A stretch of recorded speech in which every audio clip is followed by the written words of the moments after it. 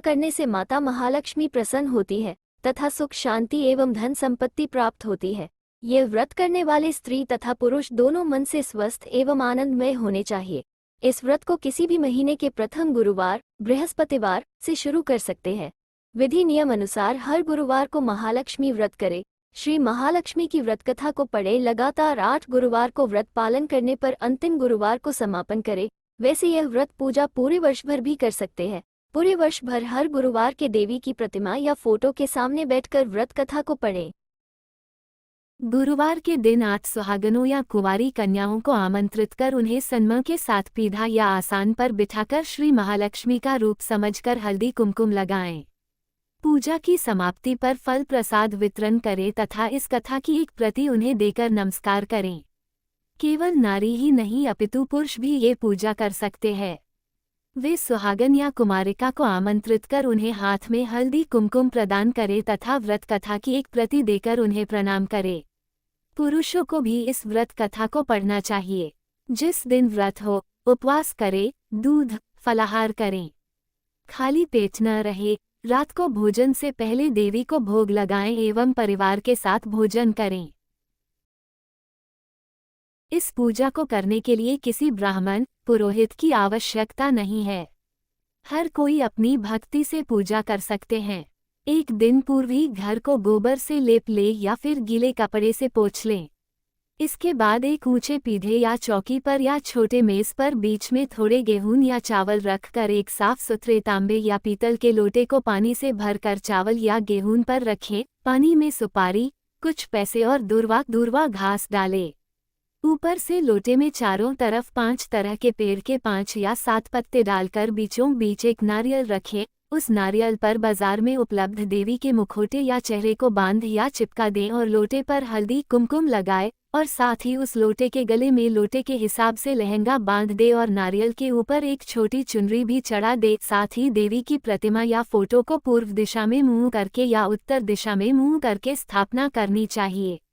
इस व्रत कथा की पुस्तक में जो फोटो है उसे भी सामने रखें तथा पूजा प्रारंभ करें। हल्दी कुमकुम लगाएं, पुष्प हार अर्पित करें, धूप दीप जलाएं। फिर इसके बाद भोग लगाकर महालक्ष्मी व्रत के महात्म्य का पाठ करें। शुरू में महालक्ष्मी नमन अष्टक का पाठ करें, फिर देवी को प्रणाम कर कथा का पाठ शुरू करें। कथा की समाप्ति पर देवी की आरती उतारें तथा फिर से प्रणाम करें।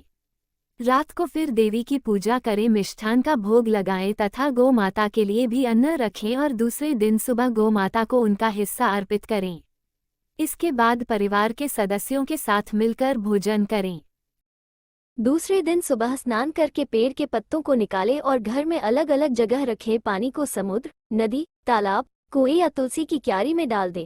जिस जगह पूजा की हो वहां हल्दी कुमकुम छिड़क कर 3 बार प्रणाम करें। इसी प्रकार महीने के हर गुरुवार करें। एल मार्गशीर्ष अगहन मास के 4 गुरुवार हो तो चारों और 5 हो तो पांचों को इसी प्रकार पूजन करें। पद्म पुराण में कहा गया कि जो कोई भक्त हर वर्ष श्री महालक्ष्मी जी का यह व्रत करेगा उसे सुख संपदा और धन का लाभ होगा। आइए भक्तजनों, ध्यान से सुने श्री महालक्ष्मी की व्रत कथा। गुरुवार की व्रत कथा। इसे श्रवण और पठन करने से दुख दारिद्र्य दूर हो जाता है। श्री महालक्ष्मी माता की कृपा से सुख, संपत्ति, ऐश्वर्य प्राप्त होता है। मन की इच्छा पूरी होती है। श्री महालक्ष्मी माता के अनेक रूप तथा नाम हैं। भूतल में वे छाया, शक्ति, कृष्णा, शांति, जाति, लज्जा, श्रद्धा, कांति, वृत्ति, स्मृति, दया, तुष्टि, माता, अधिष्ठात्री एवं लक्ष्मी के रूप में स्थित है। उन्हें प्रणाम करते हैं। कैलाश पर्वत पर पार्वती, क्षीरसागर में सिंधु कन्या, स्वर्गलोक में महालक्ष्मी, भूलोक में लक्ष्मी, ब्रह्मलोक में सावित्री, ग्वालों में राधिका, वृंदावन में रासेश्वरी, चंदनवन में चंद्रा, चंपकवन में गिरजा, पद्मवन में पद्मा, मालती वन में मालती, कुंदवन में कुंददंती, केतकी वन में सुशीला, कदम्बावन में कदम्बमाला, राजप्रसाद में राजलक्ष्मी और घर घर में गृहलक्ष्मी इन विभिन्न नामों से पहचानी जाती है। भारतवर्ष के सौराष्ट्र देश में द्वापर युग की यह कहानी हुई है। सौराष्ट्र में उस समय भद्रश्रवा नाम के राजा थे। वे बड़े पराक्रमी राजा थे। 4 वेद, 6 शास्त्र, 18 पुराणों का उन्हें ज्ञान था। उनकी रानी का नाम सुरतचंद्रिका था। रानी दिखने में सुंदर और सुलक्षणा थी तथा पतिव्रता थी। उन दोनों को 7 पुत्र तथा उसके बाद एक कन्या का वरदान मिला था। कन्या का नाम श्यामबाला था। एक बार महालक्ष्मी जी के मन में आया कि जाकर उस राजा के राजप्रसाद में इससे राजा को दुगनी धन दौलत की प्राप्ति होगी और वह इस धन दौलत से अपनी प्रजा को और सुख दे पाएगा। गरीब के घर अगर रहे और उसे धन दौलत प्राप्त हो तो वो स्वार्थी की तरह केवल अपने ऊपर ही खर्च करेगा। ये सोचकर श्री महालक्ष्मी जी ने बूढ़ी ब्राह्मण स्त्री का रूप धारण किया, हाथ में लाठी लिए लाठी के सहारे रानी के द्वार तक पहुंची। यद्यपि उन्होंने बूढ़ी औरत का रूप धारण किया था पर उनके चेहरे पर देवी का तेज था। उन्हें देखते ही एक दासी सामने आई। उसने इनका नाम, धाम, काम, धर्म पूछा। वृद्ध ब्राह्मण का रूप धारित माता लक्ष्मी ने कहा, बालिके मेरा नाम कमला है, मेरे पति का नाम भुवनेश है, हम द्वारिका में रहते हैं। तुम्हारी रानी पिछले जन्म में एक वैश्य की पत्नी थी। वो वैश्य गरीब था। दारिद्र्य के कारण हर रोज घर में झगड़े होते थे तथा उसका पति रोज उसे मारता था। इन बातों से तंग आकर वो घर छोड़कर चली गई तथा वन जंगल में खाली पेट भटकने लगी। उसकी इस दुर्दशा पर मुझे दया आई, तब मैंने उसे सुख संपत्ति देने वाली श्री महालक्ष्मी की कथा सुनाई। मेरे कहने पर उसने श्री महालक्ष्मी का व्रत किया। श्री महालक्ष्मी प्रसन्न हुई, उसकी गरीबी दूर हुई, उसका घर संसार दौलत संतति संपत्ति से भर गया। बाद में पति पत्नी दोनों परलोक सिधारे। लक्ष्मी व्रत करने के कारण वे लक्ष्मी लोक में रहे। उन्होंने जितने साल महालक्ष्मी का व्रत किया उतने हजारों साल उन्हें सुख भोग मिला। इस जन्म में उसका जन्म राजघराने में हुआ है, परंतु वो श्री महालक्ष्मी का व्रत करना भूल गई है। उसे ये याद दिलाने में यहाँ आई हूँ। बुढ़िया की बातें सुनकर दासी ने उन्हें प्रणाम किया तथा श्री महालक्ष्मी का व्रत किस तरह किया जाए इस बारे में पूछा। बुढ़िया रूप धारण किए हुए श्री महालक्ष्मी माता ने दासी को पूजा की विधि तथा महिमा बताई। इसके बाद वह दासी माता को प्रणाम कर रानी को बताने अंदर चली गई। राजवैभव में रहते हुए रानी को अपने ऐश्वर्य का बहुत घमंड हुआ था। संपत्ति तथा अधिकार की वजह से वो उन्मत्त हो गई थी। दासी द्वारा बताई गई बुढ़िया की बातें सुनकर वह आग बबूला होकर राजद्वार पर आकर बुढ़िया रूपी श्री महालक्ष्मी पर बरस पड़ी। उसे यह मालूम नहीं था कि श्री महालक्ष्मी माता बुढ़िया का रूप धारण किए द्वार तक आई है, परंतु रानी का इस कदर रूख बर्ताव तथा अपना अनादर देखकर माता ने वहां ठहरना ठीक न समझा। वे वहां से चल पड़ी। राह में उन्हें राजकुमारी श्यामबाला मिली। उन्होंने श्यामबाला को सारी बात बताई। श्यामबाला ने अपनी ओर से श्री महालक्ष्मी माता से क्षमा मांगी। माता को उस पर दया आई। उन्होंने श्यामबाला को श्री महालक्ष्मी व्रत के बारे में बताया। उस दिन अगहन मार्गशीर्ष माह का पहला गुरुवार था। श्यामबाला ने परम श्रद्धा से श्री महालक्ष्मी का व्रत रखा। फलस्वरूप राजा सिद्धेश्वर के सुपुत्र मालधव से उसका विवाह हुआ। वो धन दौलत ऐश्वर्य वैभव से मालामाल हो गई। पति के साथ ससुराल में आनंद से दिन बिताने लगी। इधर श्री महालक्ष्मी का रानी पर प्रकोप हुआ। फलस्वरूप राजा भद्रश्रवा का राज्य एवं राजकारोबार नष्ट हो गया, यहाँ तक कि खाने के लाले पड़ गए। ऐसी हालात में एक दिन रानी ने राजा से निवेदन किया, हमारा दामाद इतना बड़ा राजा है, धनवान है, ऐश्वर्यशाली है, क्यों न उसके पास जाए, अपना हाल उसे बताए, वो जरूर हमारी मदद करेगा।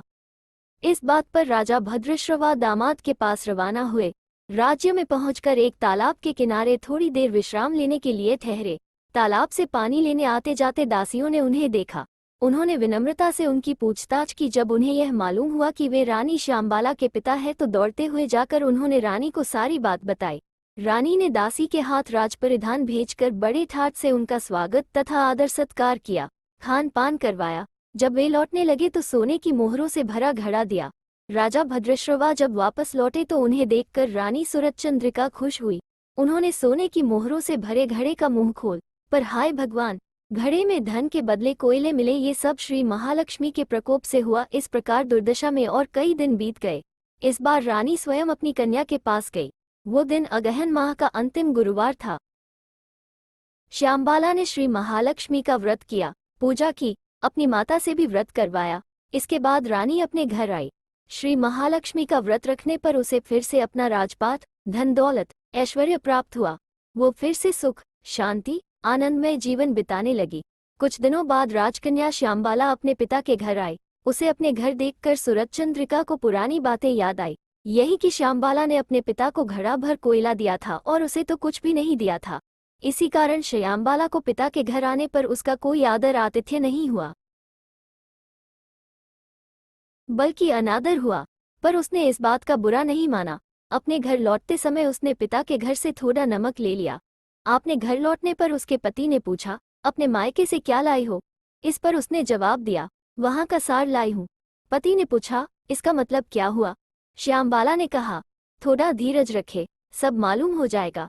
उस दिन श्यामबाला ने सारा भोजन नमक डाले बिना बनाया और परोसा। पति ने खाना चखा, सारा खाना नमक बिना था, इसलिए स्वाद न आया। फिर श्यामबाला ने थाली में नमक डाला, इससे सारा भोजन स्वादिष्ट लगने लगा। तब श्यामबाला ने पति से कहा, यही है वो मायके से लाया हुआ सार। पति को उसकी बात सही लगी। फिर वो दोनों हंसी मजाक करते हुए भोजन करने लगे। कहा गया है कि इस तरह जो कोई श्रद्धा भाव से श्री महालक्ष्मी की पूजा करे उसे माता की कृपा प्राप्त होती है, सुख, संपत्ति, शांति प्राप्त होती है, सभी मनोकामनाएं पूरी होती है। परंतु ये सब प्राप्त होने पर माता की पूजा को भूलना नहीं चाहिए। हर गुरुवार को व्रत पाठ अवश्य करना चाहिए। इस तरह श्री महालक्ष्मी की महिमा भक्तों की मनोकामना पूरी करती है। इस प्रकार श्री महालक्ष्मी की गुरुवार की कथा संपूर्ण होती है।